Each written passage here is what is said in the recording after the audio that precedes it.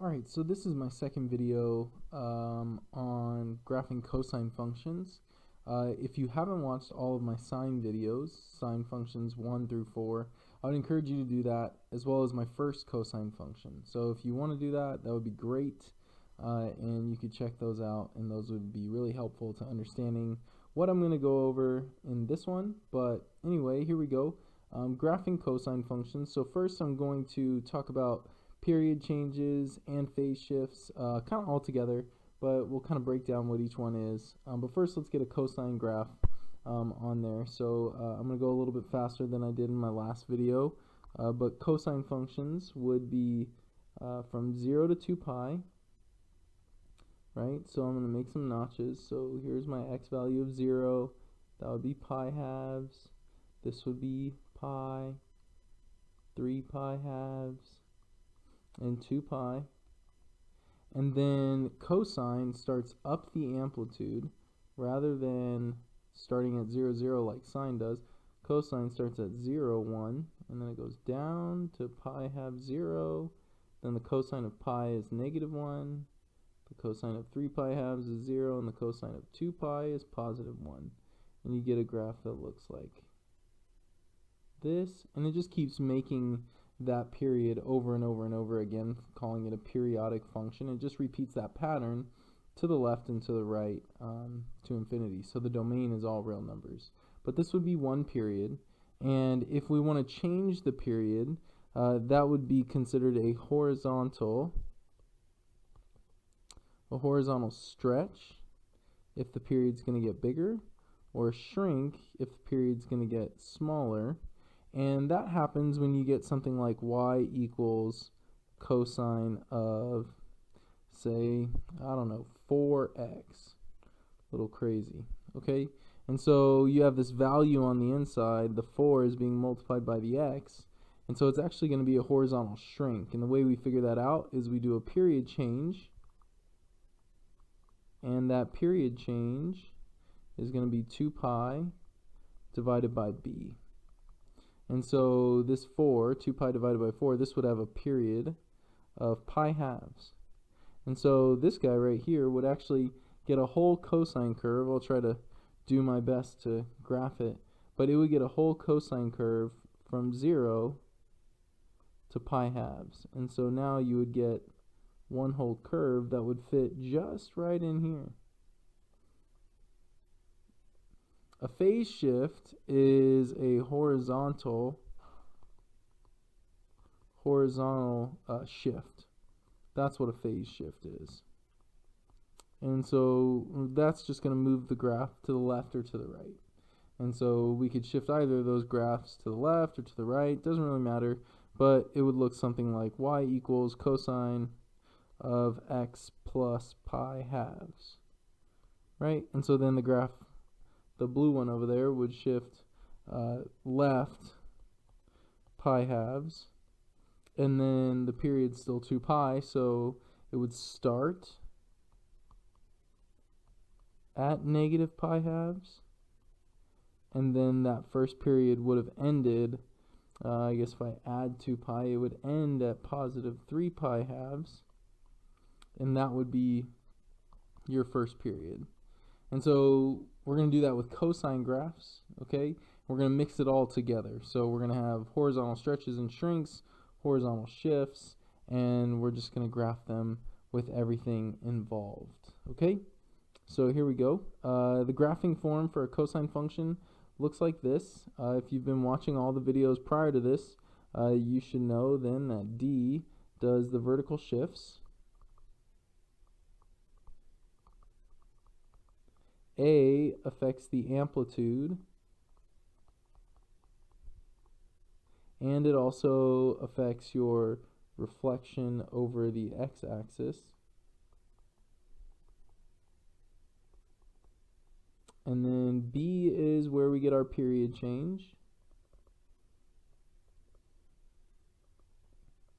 And that's always going to be for cosine 2 pi over B to figure out the new period.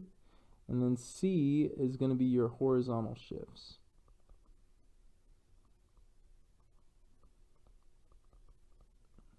Okay, And the last thing I would say is remember, you need to make sure that this inside part of the cosine function is factored before you see the horizontal shift. If it's not factored, then you're not really looking at the horizontal shift. So let's get started.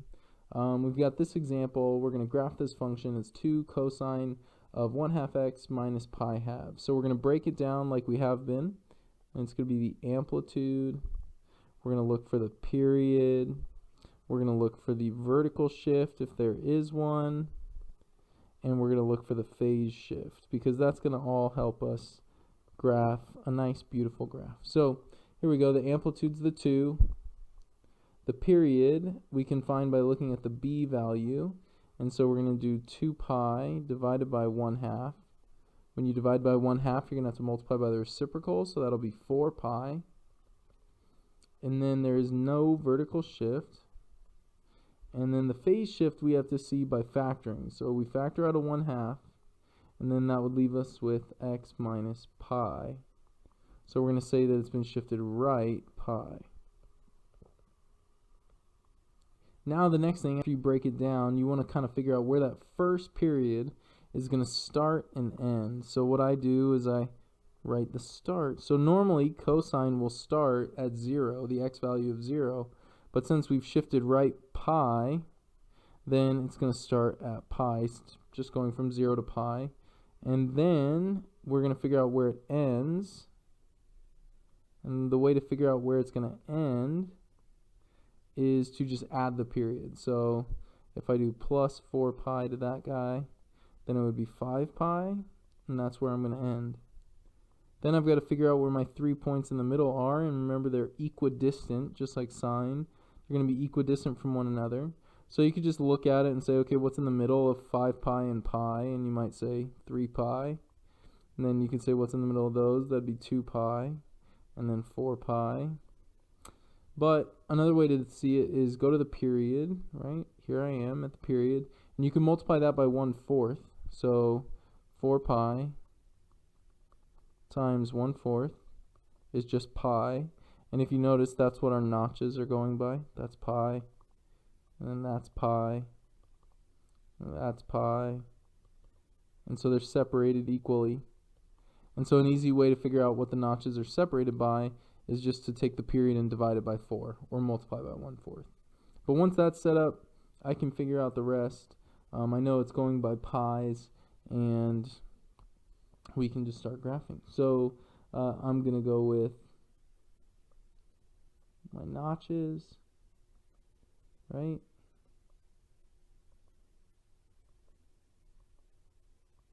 And hopefully everything will work out real nice. I'm going to label my x-axis. So it's shifted right pi, so we said we're starting at pi, and then it goes by pi's, so this is 2 pi, 3 pi, 4 pi, I need another one, so I can get 5 pi, then I have 0, I have pi, negative pi I mean, and negative 2 pi, and negative 3 pi. And then we're going to graph it. So we said our start was at pi. And so from pi, remember, we're going to start up the amplitude. So cosine will start up the amplitude from the middle, and then down, and then down, and up, and then up. And then we'll keep the pattern going to the left, and then up, and then up. And there we have super beautiful graph. Look at this. Oh man, if I could hit the like button myself, I would. I guess I could. Ha.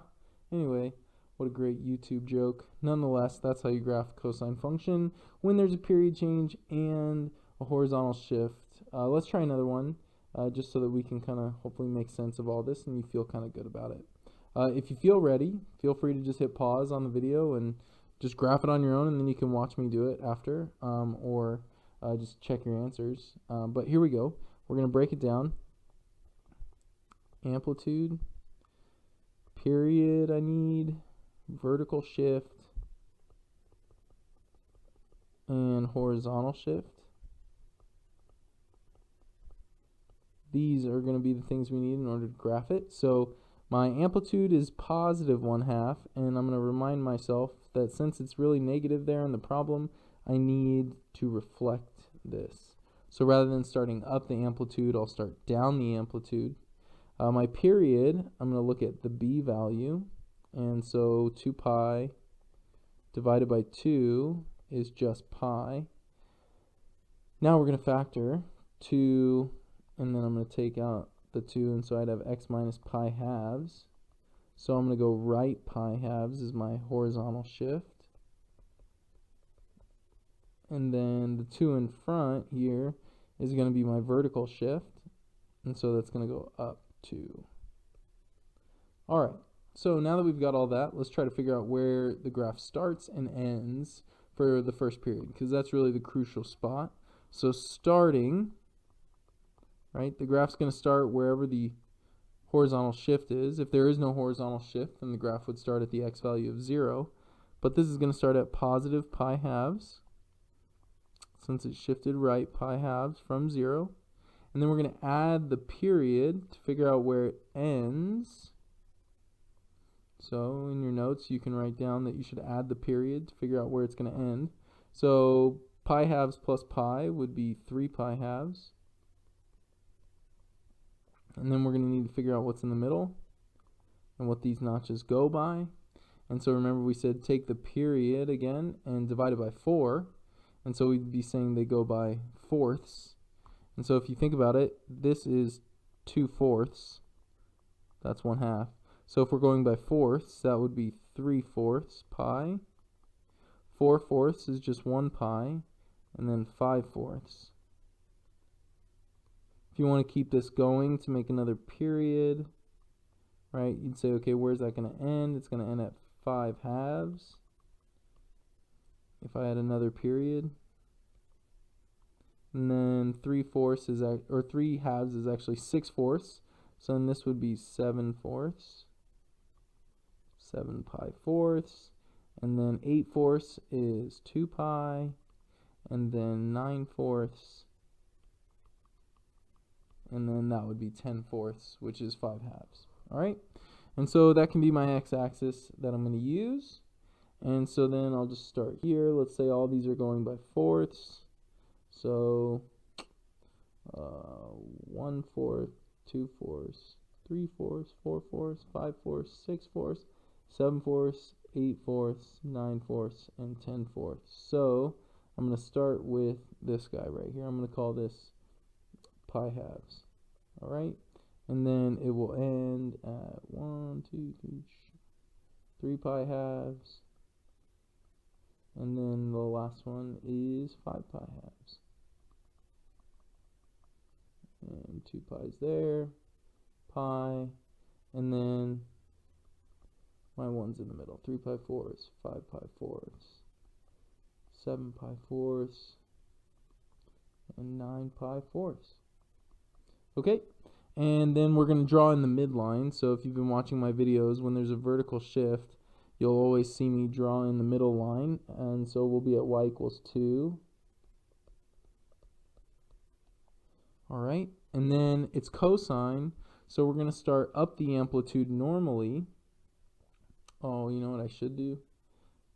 Since the amplitude's only a half, I should probably do this and say that these guys are actually going, I should say that that is 1, and that is 2, and that is 3. It'll be easier to draw in the 1/2.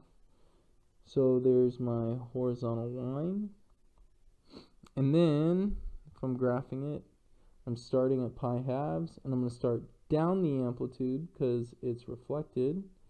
And then we'll go up, up, down, down, back up, down, down.